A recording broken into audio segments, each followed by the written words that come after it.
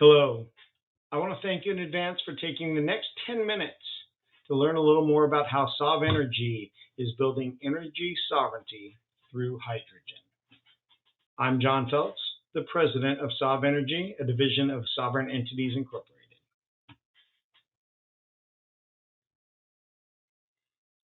We believe in order to make a successful hydrogen regional network, we need these five things. First, we need hydrogen supply. Second, we need the demand for that hydrogen supply. Third, we'll need to get that supplied hydrogen to the demand, which involves distribution and dispensing. To do this, we have a lot of regulatory administration to take care of with all of the air quality management boards and departments of energy and the like. Lastly, we have to make it economically feasible. Without profit, none of this works. In the next few minutes, I'll go over the rest of the slides that get a little deeper into how we make this 5 points to success become fruition. Using a star as our navigation to success, we believe that first we need supply. Secondly, we need to build that demand.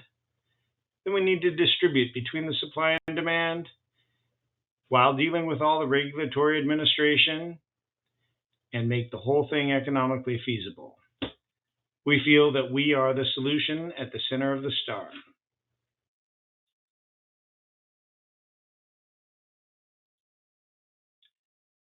Let's begin with looking at supply. We have existing resources that are currently available through traditional hydrogen suppliers.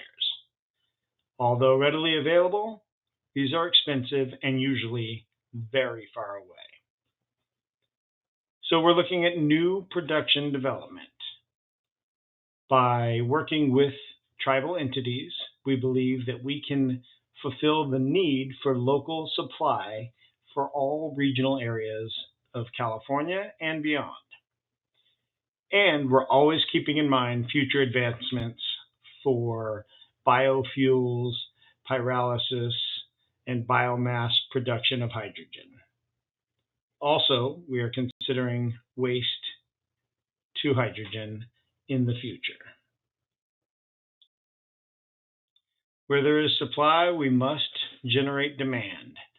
So the demand vehicles that we have in front of us are transit vehicles, trucking, and locomotive. And last but certainly not least, pipeline injection is an option for the excess hydrogen produced at regional locations that can be injected into pipelines. First off, there are plenty of regional transit authorities that are now receiving their hydrogen vehicles that they ordered several years ago. There are also a large number of high road Nikola trucks that are waiting to be deployed whenever they can find a reliable source of hydrogen. Also, there is locally a locomotive company that is building a hydrogen switcher locomotive, and soon we'll be building up to 5 more locomotives. Those will produce the baseline demand for hydrogen on a regional basis. Lastly, we are working on development with the utilities to do pipeline injection of hydrogen into the natural gas lines. Our partnership with PG&E will lead the first such of these operations.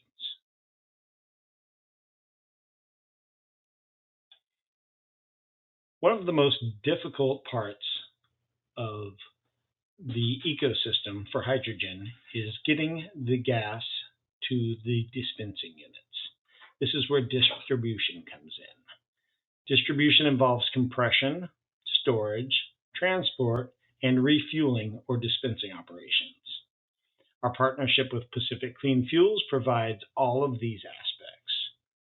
We have Natural gas to hydrogen production, which is then compressed up to 930 bar using these 1H2 compression trailers, which are then delivered to refueling or dispensing locations, also using the 1H2 dispensing unit. These are all skid-mounted units that are easily deployable and movable. Once we have all the engineering figured out, we have to deal with regulatory administrations. That's where SovEnergy comes into play to deal with the air quality management districts, the clean cities coalitions, the departments of energy, the EPA, the air resource boards, and when we involve tribal nations, we will also involve national tribal air associations and other entities that track the regulations related to hydrogen production and distribution. Last on the slides, but certainly most important, is the economic feasibility. Using grants, outside investments, developing the necessary offtake will provide the cash flow for these projects. But operational efficiency is what makes them profitable. Utilizing the tribal utilities and tribal ownership of the production facilities, we can make a regional hydrogen production hub economically feasible for all involved. Now we'll go over the plan to develop the hydrogen infrastructure network for a regional area, starting with production and distribution. Starting up in Calusa with a production facility, followed by distribution in Sacramento to coincide with the production when it comes online. We will also be taking additional production when necessary from an existing production plant in the Bay Area. We will add distribution, therefore driving up more demand as we go, and we will add an anchor tenant when possible of a utility pipeline injection of hydrogen back into the gas utility. As time goes by, we will add more distribution locations, more anchor tenants, and more dispensing stations until we have the entire region built out for production and distribution.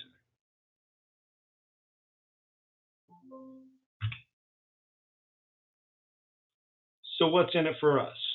What do the tribes benefit from partaking in this project of hydrogen production, distribution, and dispensing? First off, tribal ownership and control of production, costs, and revenues is completely up to the tribe. Owning the equipment that makes the hydrogen gives the tribe full control of how much they produce, what price they produce it at, and what price they sell it at. Additionally, it's a year-round revenue stream that can run 24/7, 365 days a year. This creates high-tech jobs in Indian country. These jobs are not only valuable at the production location, but anywhere in the world. The existing locations, especially in California, are strategically located along the I-5 and 99 corridor, where most of the hydrogen will be used for trucking. Sovereign nations have a status that allows them to streamline the development of production locations, which eventually align with tribal environmental goals of protecting the earth for the next 7 generations. And true energy sovereignty cannot be attained without a renewable fuel source. We can add all the solar and battery we want, but without a fuel source that can be stored and mobilized, we'll never have true energy sovereignty. This develops pathways to a completely renewable energy future. Although we're using natural gas to make hydrogen to start, eventually we can use electrolysis and water and have a completely renewable fuel source.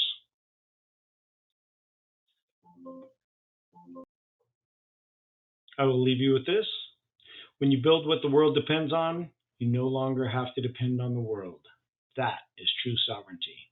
I want to thank you for taking the time to learn more about how SovEnergy is planning to incorporate Native American tribes in the development of regional hydrogen production and distribution networks.